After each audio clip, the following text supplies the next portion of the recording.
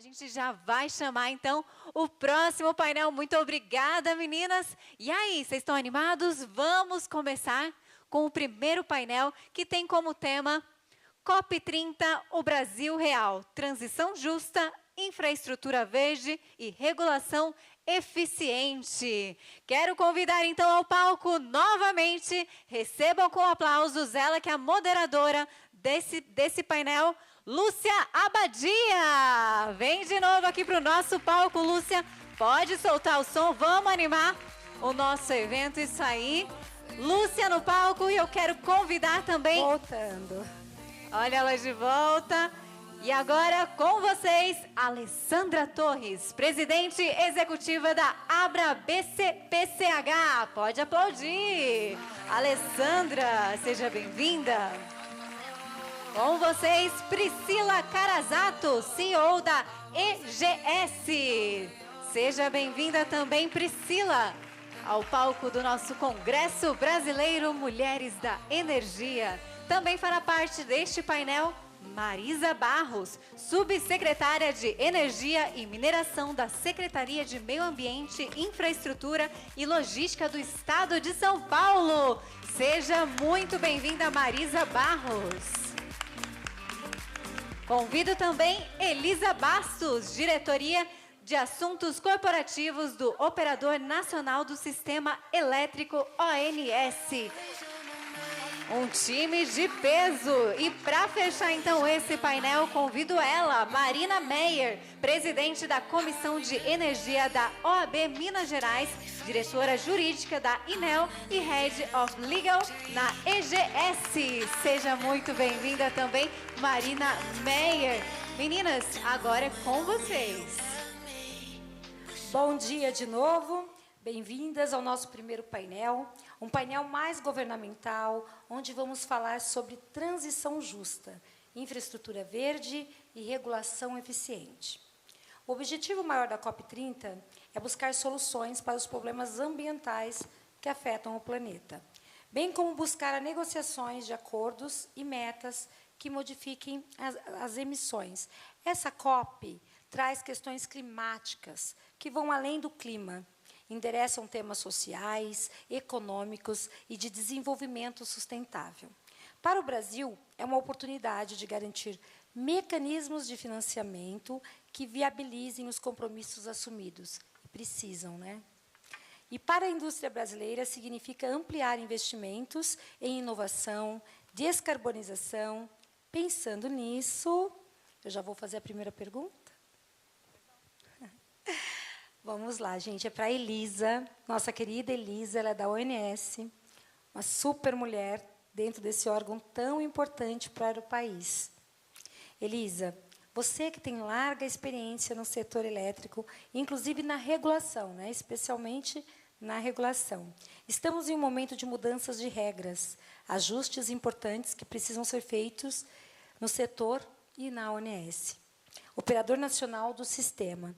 É o grande maestro que coordena e harmonia, né? Na verdade, harmoniza tudo isso, a operativa do setor elétrico brasileiro.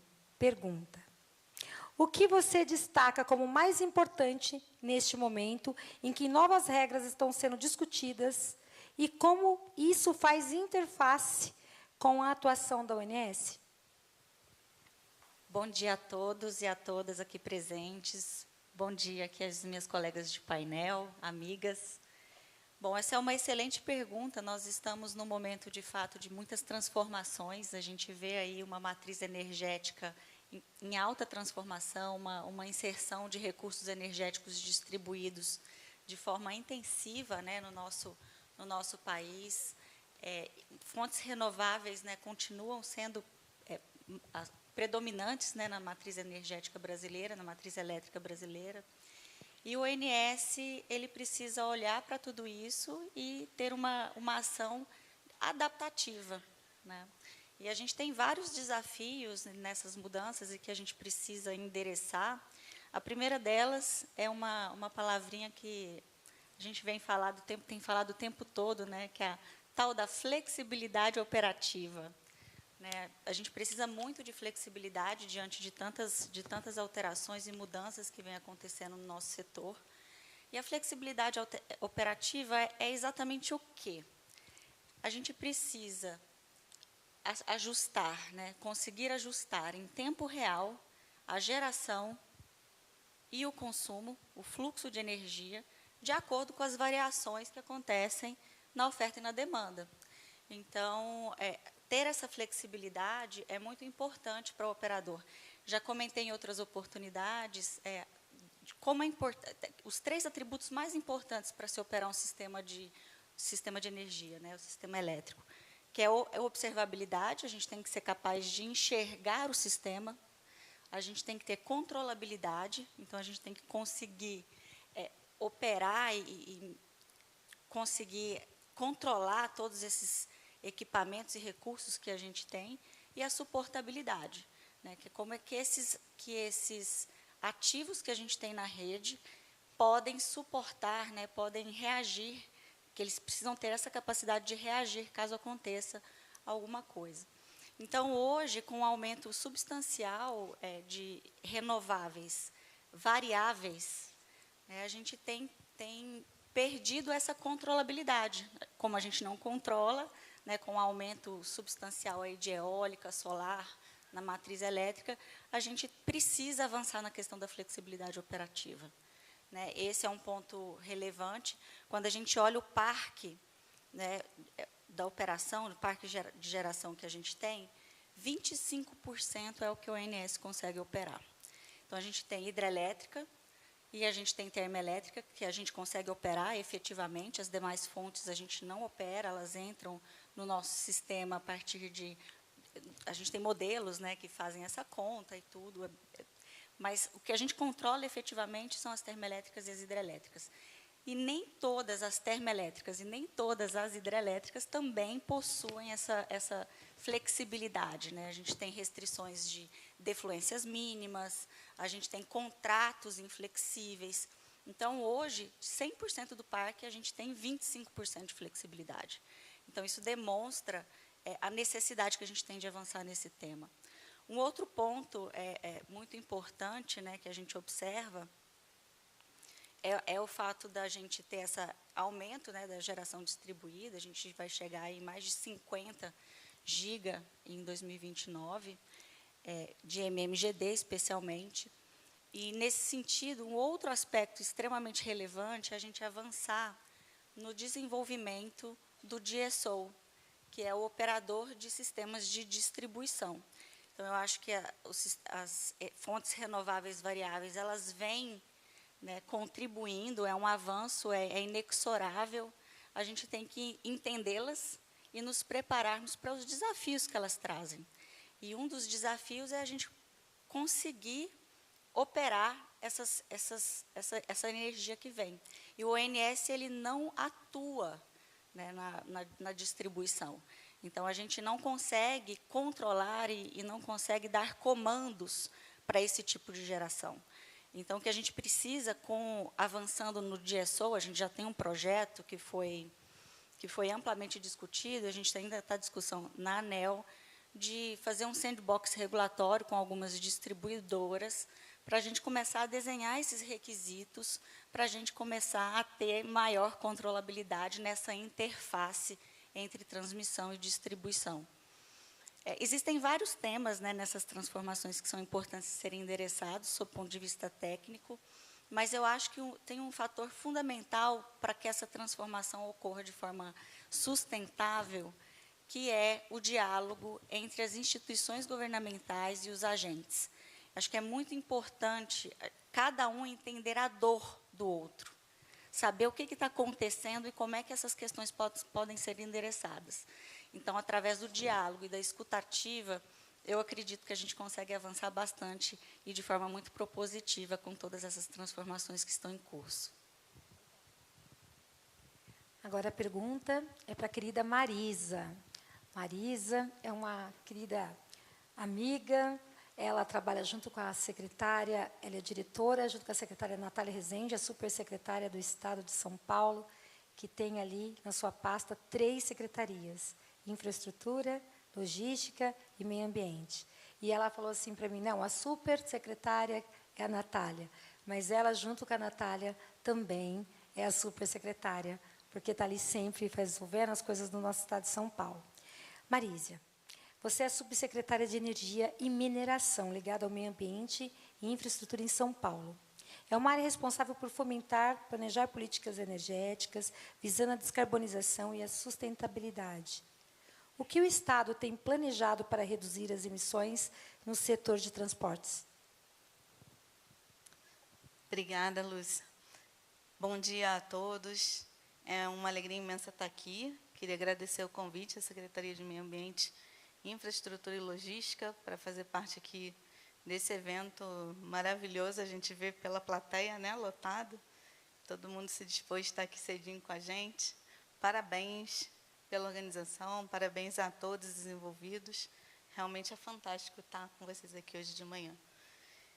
E eu acho que depois do operador do sistema falar, né, a gente está falando aqui de planejamento no nível de um ente subnacional.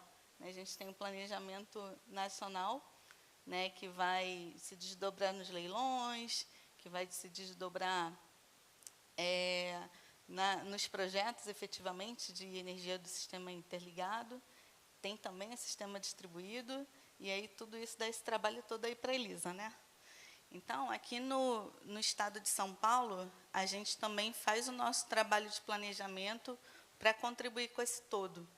E é muito oportuno falar sobre isso, tendo como tema desse painel a COP30, porque a gente está falando de uma contribuição do Estado de São Paulo num contexto global, em que os esforços são cada vez mais para você mitigar gases de efeito estufa, para ajudar a conter o aumento da temperatura e, portanto, mitigar as mudanças climáticas. E aqui entra, acho que muito bem aqui o conjunto dessas pessoas que estão aqui, que são as mulheres que já por inúmeros estudos é demonstrado que as mulheres são as mais impactadas na questão das mudanças climáticas. E a gente resgatou essa governança climática aqui no estado de São Paulo, né, a Secretaria de Meio Ambiente, tendo o meio ambiente como fio condutor de todas essas políticas, trouxe aí o Conselho de Mudanças Climáticas, que ele tem se reunido com frequência e discutido toda essa pauta. Então, a gente, quando fala de mudanças climáticas, está falando de mitigação e está falando também de adaptação. Eu vou falar aqui da caixinha da mitigação. O Estado de São Paulo tem um planejamento claro que se dá por meio do Plano de Ação Climática. Esse Plano de Ação Climática tem um horizonte de 2050, e nesse plano, com esse objetivo de alcançar a neutralidade de carbono em 2050, existem diversas estratégias. E aí a gente olha para algumas questões. Uma já foi falada aqui pela Elisa, que é como é o perfil da matriz energética aqui do nosso estado e como é o perfil de emissões, né, do estado de São Paulo. E aí, muito rapidamente, para ilustrar, em termos de oferta primária de energia, São Paulo já tem 60% de participação de renováveis. E aí, muito puxado pela hidráulica. E aí eu queria parabenizar a Alessandra, em nome de quem parabenizou esse setor pelo sucesso dos leilões, na parte de PCHs, hidrelétricas, centrais, que isso vem trazer uma segurança energética, né, para a geração, que, ao fim e ao cabo, a gente está buscando que atender à necessidade da população, que é por demanda de energia. Então, quando a gente fala de energia, está ali, né? A sociedade no centro das soluções, a gente está buscando, fazendo esse esforço para isso. Então, nas estratégias de mitigação de gases de efeito estufa, que está ali traçado no Plano de Ação Climática, olhando para o perfil de emissões também, né, o que eu falei aqui de 60% de participação de renováveis, a gente também tem que olhar para o perfil de emissões. E o estado de São Paulo emite bastante no setor de energia e no setor de transporte. Então, quando a gente fala de média Brasil, enquanto transporte, média Brasil é 25% na parte de emissões, São Paulo, a gente responde por 35%. Então, é um setor que a gente tem que olhar no planejamento. E é isso que a gente fez. E olhando para os esforços, né? Considerando que São Paulo tem uma diversidade de recursos energéticos e uma abundância desses recursos energéticos, a gente está falando de uma transição de e não de ou. Então, é de forma interconectada, integrada, olhando para todas as fontes, que a gente traçou essa estratégia de mitigação no setor de transportes. E eu vou trazer uma aqui, que é uma das principais, não se resume a isso, mas é uma das principais. Então, falando do setor de transporte, a gente pode falar de veículos leves, veículos pesados. Veículos leves, o Estado de São Paulo tem aí na sua matriz uma participação imensa de etanol, né? Então, a gente aposta na manutenção desse etanol e na penetração de eletrificação. E aí eu vou dar um exemplo de uma política que a gente apostou, que foi aprovada no ano passado, que foi a isenção de IPVA para veículos leves. E aí, quando a gente pensou na isenção desse IPVA, a gente olhou o quê? Para veículos híbridos flexi-fuel. Por quê? Porque olhando para o contexto do Estado de São Paulo, em que eu já tenho o etanol, a gente precisava incentivar também a eletrificação. E aí, portanto, a lei foi aprovada nesses termos, em que o IPVA, no Estado de São Paulo, o IPVA é isento para veículos híbridos flex-fuel. Então, você mantém o etanol e ainda proporciona a penetração de eletricidade. Agora, olhando para veículos pesados, quando a gente fala de ônibus e caminhões, né, nesse mesmo projeto de lei, a gente olhou para isentar IPVA de veículos movidos a gás natural veicular. Olhando para o quê? Para a substituição do óleo diesel por gás natural e biometano. Mas gás natural e biometano, sim, porque o gás natural você já tem escala, e você consegue descarbonizar, mudando de óleo diesel para gás natural, e você consegue abrir, então, espaço para a entrada de biometano. E aí, trazendo um pouco do mundo das moléculas aqui para a maioria do pessoal aqui, que é do mundo dos elétrons, né? Então, gás natural é CH4, é metano, biometano é a mesma molécula, CH4. No entanto, o gás natural é de origem fóssil, e o metano é de origem renovável. Então, é isso que a gente quer, descarbonizar. E, fazendo isso, a gente atua pelo lado da demanda, incentivando, estimulando, né, que esse óleo diesel seja substituído por biometano. E também faz isso pelo lado da oferta, que a gente levantou que existe um potencial de produção de biometano no Estado de São Paulo da ordem de 6,4 milhões de metros cúbicos por dia. Para dar uma noção, isso corresponde a quase metade de todo o consumo de gás natural do Estado de São Paulo.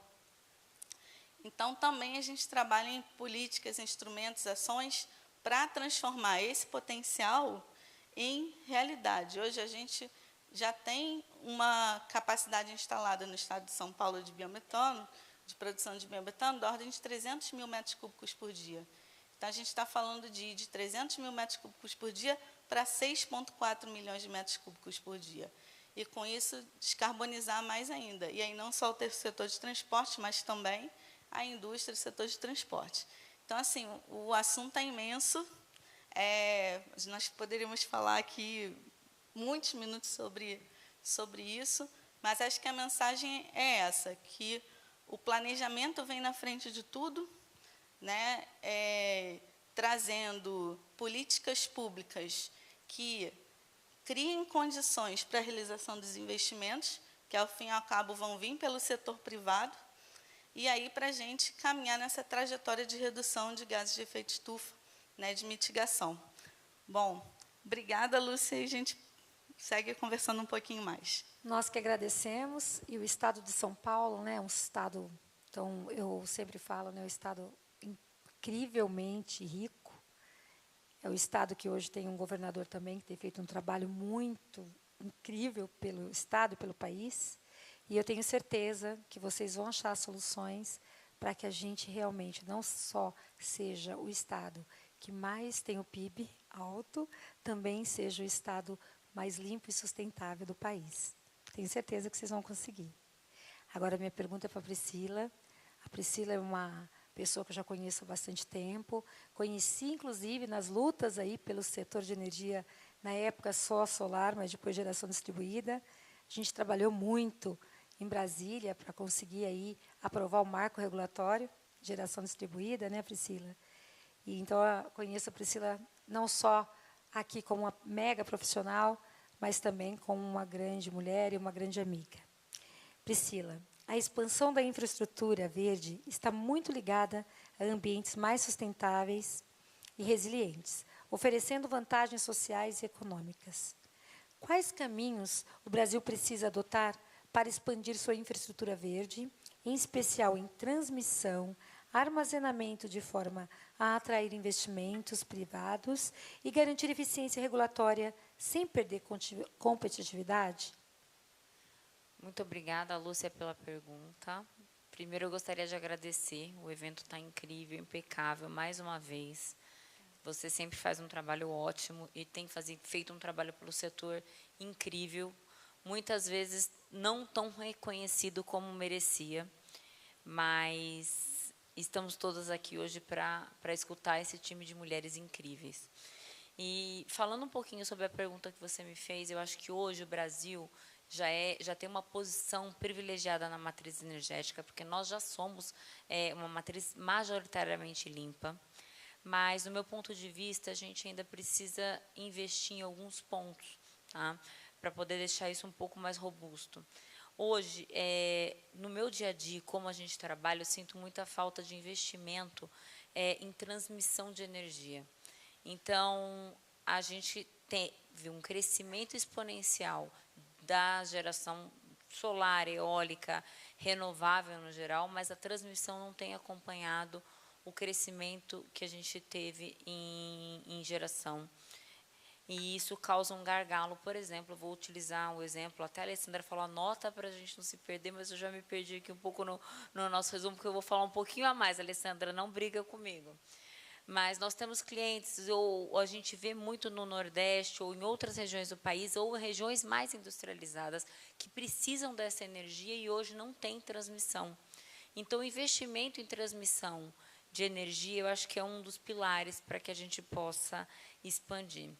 Falando também um pouquinho nesse tema, a gente fala sobre armazenamento de energia e novas tecnologias, que eu acho que pode ser uma solução rápida, é uma solução que está aí e depende de regulação e depende também de incentivos para poder crescer no país. Então, se a gente tiver as políticas públicas alinhadas, as novas tecnologias, eu acho que podem ser muito bem utilizadas e a gente consegue expandir, crescer e passar por esse gargalo. E, por último, o que eu colocaria aqui é um ambiente regulatório. Aí, falando também um pouquinho da regulação das baterias e das grandes de baterias de armazenamento, né, as grandes BES, quanto as residenciais, mas trazer esse ambiente jurídico regulatório claro, onde o investidor tenha segurança para colocar, então eu vou, transmissão é um gargalo para o Brasil, então eu vou investir em rede no Brasil, mas ele precisa trazer essa segurança jurídica, porque ninguém aqui quer colocar o seu dinheiro, investir o seu dinheiro e amanhã perder ou desvalorizar. A gente tem que trazer um ambiente jurídico regulatório e políticas públicas seguras para que o investidor tenha essa segurança para colocar o seu dinheiro no Brasil. Então, essa é a minha breve fala. Tá? O Brasil tem um potencial enorme, eu acho que a gente tem um potencial de tanto exportar os produtos de baixo carbono, os melhores do mundo, e eu acho que falta só esse pontapé para que a gente, esse maior investimento, esse pontapé já foi dado, um investimento maior nesses pilares para que a gente possa crescer. Obrigada. Bom dia a todos. Que alegria para mim, é uma honra para mim estar aqui na 4ª edição, né? Comecei desde a 1ª edição e vou acompanhando a evolução a cada ano, né? E a cada ano um desafio novo. E para mim é uma honra estar aqui com vocês mais uma vez, viu? Estar com todas vocês. Transição energética não é apenas trocar energia fóssil por energia renovável. Energia permeia tudo, todos os setores da sociedade. Ainda somos o país da energia barata e da tarifa cara. Precisamos muito equilibrar isso. Estamos com uma janela de oportunidades nesse momento de grandes reajustes no setor elétrico, com as discussões das MPs 1300, 1304 e 1307 no Congresso Nacional. Atualmente, alguns esforços governamentais têm buscado promover debates e orientar ações no âmbito do Fórum Nacional da Transição Energética. E a hora é agora. Nós estamos num momento de grande inflexão do setor elétrico.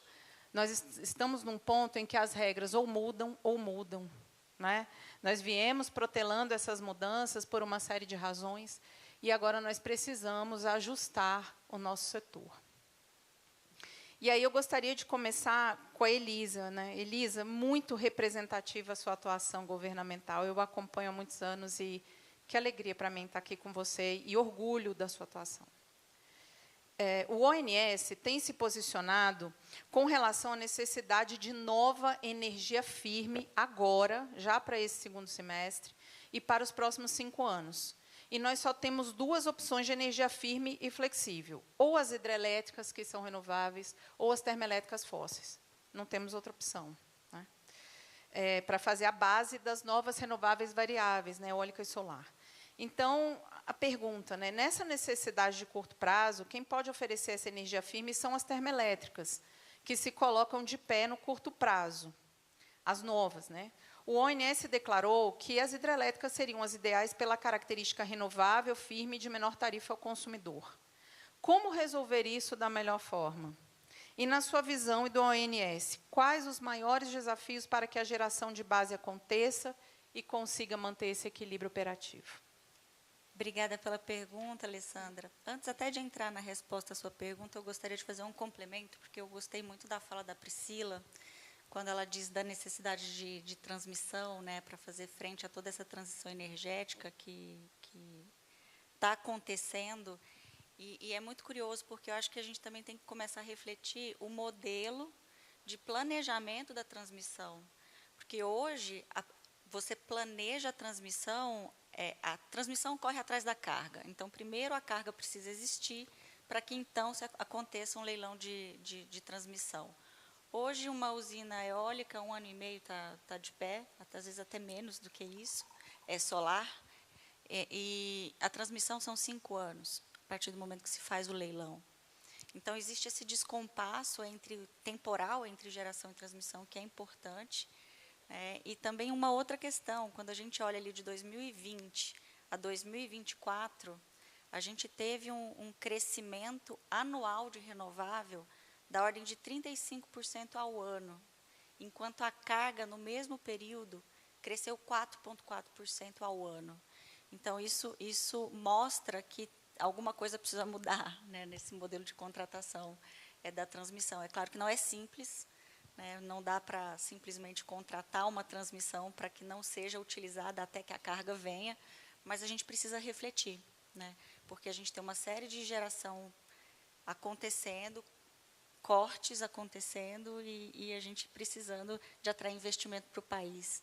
Então, a governança está preocupada com isso e, realmente, esses são aspectos de grande relevância que nós precisamos avançar.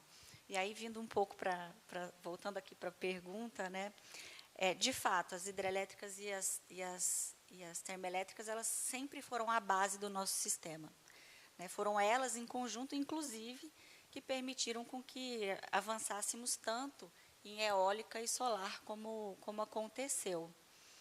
E, de fato, quando a gente olha, né, a hidrelétrica, ela é uma fonte que a gente tem abundância, né, 12% da água doce do mundo está aqui no Brasil, e a gente tem essa vantagem de ter reservatório. Eu acho que é isso que traz para o Brasil uma vantagem competitiva, hidrelétricas com reservatórios. porque é isso que garante ali o armazenamento, né, a bateria que a gente tem da água, que a gente pode modular ali a nossa necessidade na geração. Então, eu consigo reduzir geração hidráulica muito rapidamente quando eu tenho água, quando eu tenho vento e sol, por exemplo, e consigo colocar muita água também para poder gerar energia quando falta dessas fontes, né? Então, a hidrelétrica ela tem feito um papel muito importante. Para se ter uma ideia, a amplitude diária na operação, a hidrelétrica tem tido uma amplitude da ordem de 44 giga diária, né? Então, o pico chegou em 44 giga. O que significa isso? Significa que ela está compensando tudo isso de energia em um dia para compensar essas variações de eólica e solar. Então, aí a gente vê a importância dessas fontes, né? E a termoelétrica também poderia fazer esse papel. A diferença, basicamente, é custo e emissões, né? Então, a gente tem ali uma hidrelétrica que faz frente, né, essa base, ela está ali fazendo todo esse trabalho, e a gente entra com a termoelétrica quando? Quando a gente precisa complementar, quando a gente precisa garantir segurança.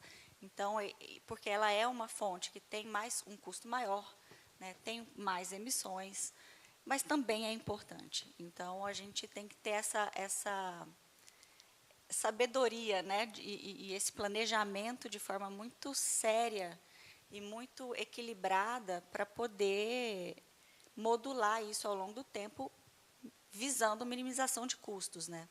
Então, o dilema do operador é justamente isso, né? Aí você comentou da questão das menções do ONS, e a gente, qual que é a programação da operação, né, que a gente tem para os próximos tempos? A gente tem despachado termoelétrica para suprir a ponta, mas a nossa programação ela é de usar todos os recursos de custo variável zero, como água, vento. Então, a gente tem feito isso. A gente está numa situação hoje em que o nosso nível de armazenamento, né, quando a gente olha as afluências, a gente tem um percentual em média de 66% da média de longo termo, né, que é a MLT, ou seja, a gente está equivalente ao que foi o ano passado, a gente está entrando no período seco, né, e a gente está abaixo do que a gente estava no mesmo período quando a gente olha em 2023. A gente faz essa política e a gente ajusta no que for necessário, né, sem preferências. Então, a gente entende a importância da termoelétrica, a gente entende a importância da hidroelétrica, e eu acho que a beleza está justamente na complementaridade. Então, o Brasil é muito rico, né, as fontes renováveis, variáveis, têm a sua importância, hidrelétrica, termoelétrica, sistemas de armazenamento. Acho que o que a gente tem é uma cesta de soluções muito rica no nosso país, e saber utilizar, né, de forma inteligente, de forma a minimizar custos, é o que faz com que o Brasil seja essa potência em energia nesse momento de transição energética. Então, eu vejo isso com a neutralidade tecnológica que o ONS tem.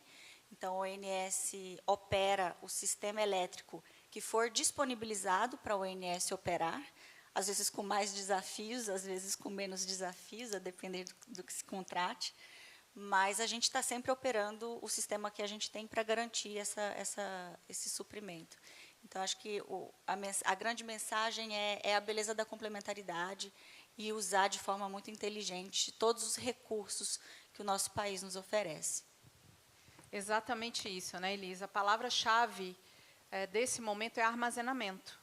E toda forma de armazenamento é muito bem-vinda nesse momento para todos nós. O Brasil, a gente vê que a BES ela vem de uma forma mais rápida e ela tem o seu espaço, né, bateria química, ela vai atuar num volume menor, mas ela tem o seu espaço, né, que é importante. Agora, sobretudo, nós temos total condição de fazer armazenamento hídrico, que é o armazenamento de verdade que segura o sistema elétrico brasileiro de pé. Nós temos um relevo muito propício, o Brasil é muito privilegiado no relevo, nós temos 12% da água doce do mundo, e nós temos a maior expertise do mundo em construção de engenharia de barragens. Então, que privilegiemos todas essas nuances, né, que consigamos, de fato, avançar na regulação, que é necessário. Nós temos que modernizar o nosso setor elétrico, né, esse conjunto de regras, e aproveitar tudo que a gente tem da melhor forma possível, né? Bom, e, Marisa, o governo de São Paulo tem a marca do compromisso da excelência na gestão. E São Paulo é muito emblemático em vários aspectos, né? Eu me lembro muito da questão do racionamento em São Paulo. Nós tivemos em Brasília também, mas aqui foi muito emblemático a questão do racionamento. E se tivéssemos feito as pequenas caixas d'água ao longo dos rios, as pequenas hidrelétricas são açudes que geram energia, né, e por mais de 100 anos, então não podemos desperdiçar isso. Se tivéssemos feito essas pequenas caixas d'água, talvez não tivéssemos tido racionamento, né? Então, vamos aprendendo com o que a história nos mostra. E você tem se destacado, como a Secretaria tem atuado para promover e integrar infraestrutura verde aos planos de desenvolvimento, garantindo que essa transição contribua para metas climáticas e econômicas de longo prazo? Obrigada, Alessandra, pela pergunta. Eu queria complementar aqui a fala da Elisa com relação ao planejamento e à demanda, e adicionar aí a questão do data center. Então, assim como esses projetos de solar têm curto prazo de maturação, desde a data da tomada de decisão até a conclusão do investimento, quando eu decido investir em um data center até a sua conclusão, o prazo ele está aquém, ele é menor do que todo o ciclo de planejamento da transmissão. Então, isso também vira um desafio, né, para o planejador e para o poder público, de uma forma geral, para atrair esses investimentos. Então, hoje, a gente tem uma demanda imensa para data center, para lidar, inclusive, com a inteligência artificial, que foi falada aqui no painel de abertura, né? É a tecnologia que vai avançando, é a ciência da informação que vai avançando e que vai demandando mais energia. Então, já tem uma pilha aqui de demanda por energia da sociedade, são os nossos carregadores de celular, né, são os hospitais, as escolas, então, tudo isso demandando energia, e aí a gente tem ações de eficiência energética para segurar essa demanda por energia, para conter as emissões de gases de efeito estufa, inclusive, e aí eu tenho, de repente, uma demanda imensa por data center dessa energia. E aí, como é que a gente casa, né, o planejamento da transmissão com essa demanda? Então, acho que fica aqui também essa discussão em relação ao planejamento, para que essas cabeças pensantes aqui internalizem isso nos seus outros fóruns para além desses, e a gente possa debater esse assunto com responsabilidade e seriedade, porque a gente vai precisar. E falando sobre infraestrutura no contexto também de mudanças climáticas, eu vou conseguir aqui, no mesmo painel, ligar as duas caixinhas, da mitigação e da adaptação. Então, quando a gente fala de mudanças climáticas no estado de São Paulo, olhando para essa estratégia climática, eu falei aqui no início sobre mitigação, e aí eu queria falar um pouco sobre adaptação, porque em que pese todos os esforços para que seja cada vez menor a redução de gases de efeito estufa, a temperatura do planeta segue aumentando, seguirá, e com isso os eventos climáticos cada vez mais extremos e com mais frequência, né? Acho que está todo mundo aqui vendo isso claramente. Então, a gente precisa mitigar e precisa adaptar. E adaptar, inclusive, as nossas infraestruturas de energia. Então, além do plano de ação climática, a gente tem um plano de adaptação e resiliência climática no estado de São Paulo, esse mais recente, que foi aprovado agora no meio do ano, em que ele traz ações e subações relacionados à adaptação, e isso perpassando por uma série de eixos: infraestrutura, segurança hídrica, segurança alimentar, segurança costeira, e tendo infraestrutura e justiça climática como transversal a tudo. E, nesse planejamento, a gente tem um primeiro ciclo de 3 anos, que se inicia agora, para a implementação dessas ações. E eu queria destacar aqui uma delas, que é relacionada às infraestruturas críticas. Né? Fazer o diagnóstico dessas infraestruturas críticas e trabalhar em ações de adaptação mesmo.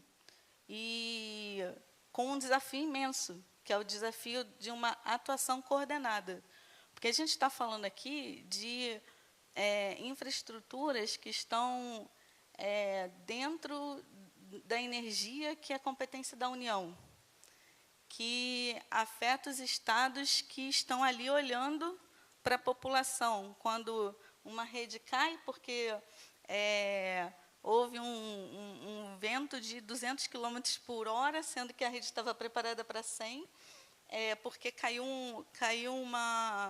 uma infraestrutura que derrubou aquela outra, e a gente está falando do município, que se o Estado já olha, já está ali olhando para a população, ali no rosto da pessoa, imagina as prefeituras, né? Então, é um trabalho que tem que ser feito de forma coordenada e integrada, e acho que esse aí é o desafio. Acho que essa coordenação também acho que eu traria como uma palavra chave para essa COP30, né, de termos cada vez mais a busca pela transformação desse planejamento em ações concretas. E a gente só faz isso com coordenação.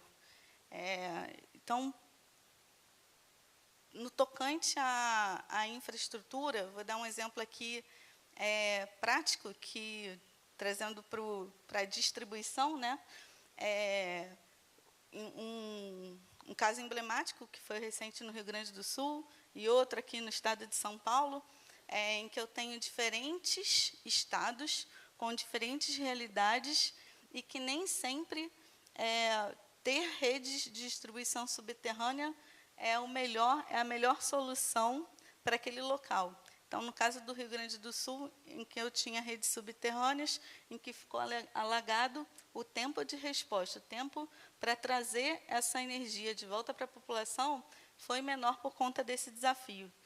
E aqui no estado de São Paulo, com 2 eventos bem emblemáticos de muita chuva e vento, em 2023 e 2024, a gente também viu uma grande interrupção de suprimento de energia elétrica por conta do conflito da rede elétrica com árvores. Então, são questões que têm que ser debatidas localmente, endereçadas soluções, que não existe uma solução única para todos os casos. Então, dentro do plano de adaptação e resiliência climática no estado de São Paulo, a gente vai olhar isso nesse próximo ciclo, não só isso, mas outras ações e subações, lembrando que esse trabalho teve como pilar fundamental a participação social.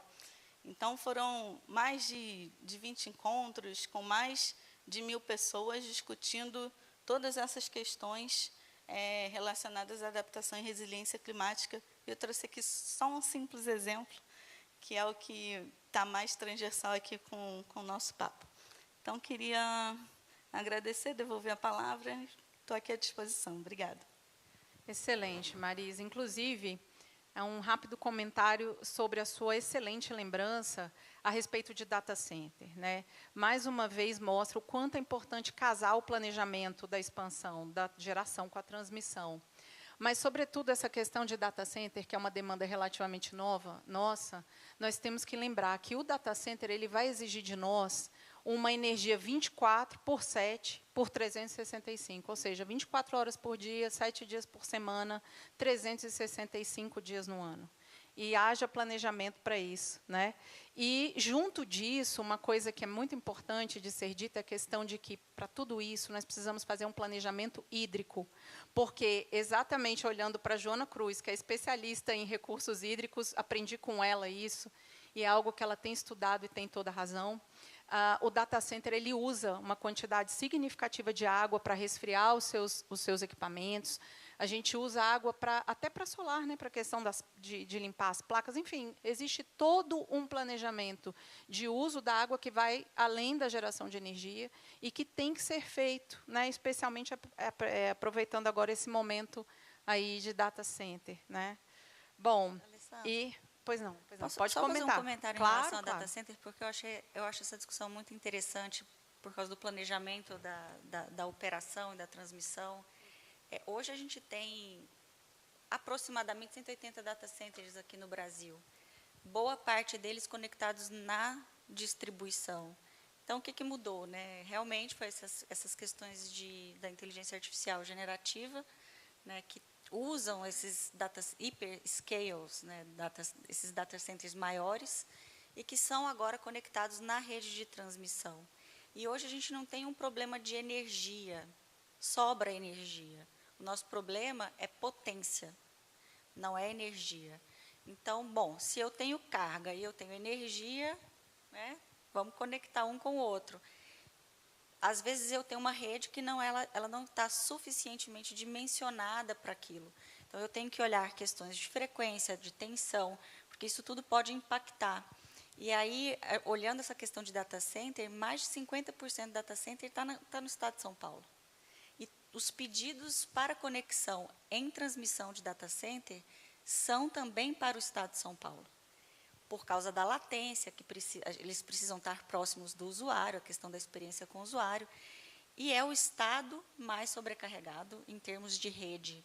Então, tem que ser feito todo um estudo para a utilização de data center e atrair esses investimentos de forma conjunta com energia, sem sombra de dúvidas, porque a gente tem cabo submarino no Nordeste, mas a gente não tem mão de obra no Nordeste.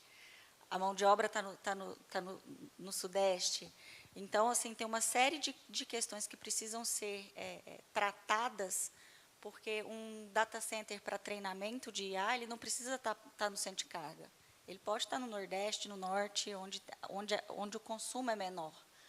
Mas a gente precisa de investimento e de diálogo em relação a isso. Então, pensar na transmissão, pensar em reforços de rede, a própria regulamentação de hibridização, como é que ela acolhe esses aspectos. Pontos trazidos na MP sobre a autoprodução também vão trazer elementos importantes em relação a data center. Como é que se você permite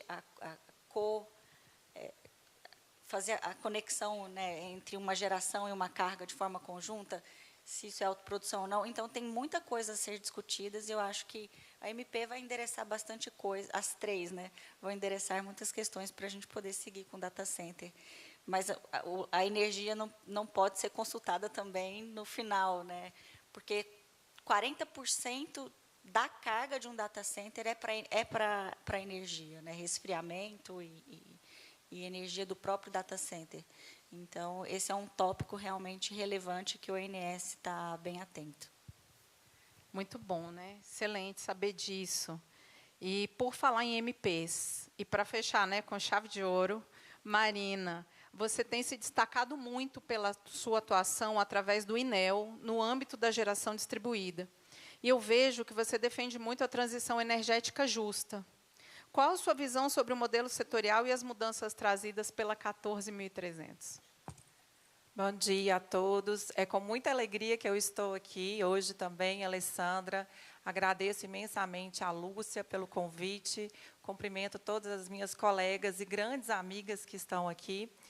E você falou de um tema super importante que a gente não pode deixar de esquecer jamais, que é a lei da GD, a lei 14.300, e todo o esforço que várias entidades tiveram para fazer essa lei virar um exemplo, né, dentro aí do contexto da transição energética, da descarbonização, da descentralização, que é a lei 14.300. E é com muito orgulho que eu cito aqui o INEL como um dos grandes participantes e atuantes na ligação dessas entidades, né? Envolveu a ANEEL, o Ministério de Minas e Energia, o ONS, inclusive o nosso presidente está aqui no palco, que é o Weber Galassi, cumprimento ele também. E tendo como base a Lei 14.300, a gente não pode esquecer que ela é uma ponte para a transição energética. E a transição energética ela só pode ser justa se incluir, na minha visão, 3 grandes pilares, que é a redução das emissões, a inclusão social, que foi muito falado aqui, e o desenvolvimento econômico regional. Na questão da inclusão social, vou citar um outro exemplo também, que a gente teve uma grande participação, todo o time do INEL, que foi a inclusão da energia solar no programa Minha Casa Minha Vida. E isso levou dignidade, né, para pessoas carentes que jamais poderiam ter acesso a uma energia barata, inclusiva e limpa.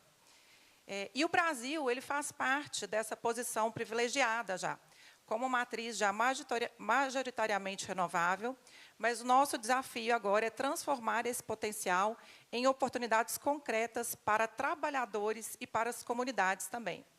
Primeiro, é fundamental investir em qualificação e requalificação profissional. Então, temos que nos atentar para esse importante papel que as entidades de ensino, inclusive, esteve aqui no painel de abertura, tem também que trabalhar para conseguir unir essas forças.